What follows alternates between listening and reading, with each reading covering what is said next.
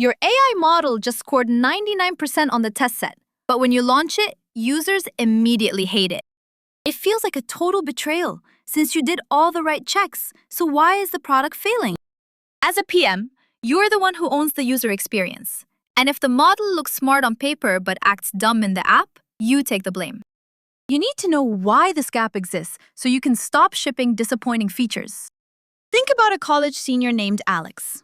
On one hand, he memorizes 10 years of past exams and aces every practice test. On the other hand, he walks into a real job interview and completely freezes. The hiring manager asks a totally normal, open-ended question about a messy real-world project.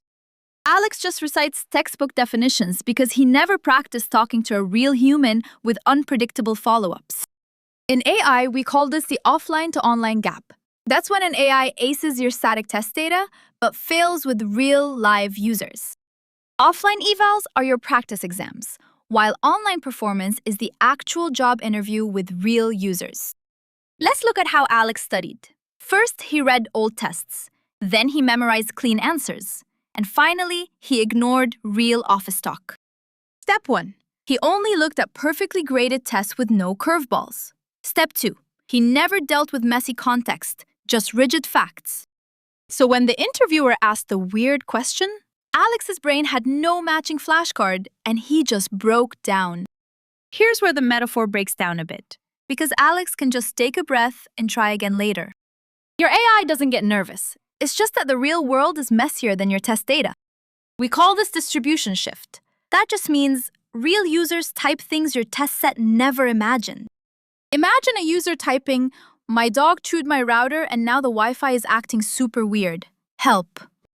Your bot aces clean test questions like, "Reset my password." But this messy prompt completely breaks it. The bot replies with a rigid password reset link, the user gets mad, and leaves a 1-star review. So what's your move? First, run shadow tests to log silent predictions. Second, update your test set by adding messy real prompts to the pile. For shadow tests, run the new model silently on real user traffic. Don't show the user the answer. Just log what it would have said and check it later. Then you build a feedback loop. Collect messy real user prompts, add them to your practice exam pile, and retrain the model. A perfect test score just means you passed the practice exam, not that you're ready for the real job. Always test on the real road. Stop trusting practice tests blindly. See you in lesson 89.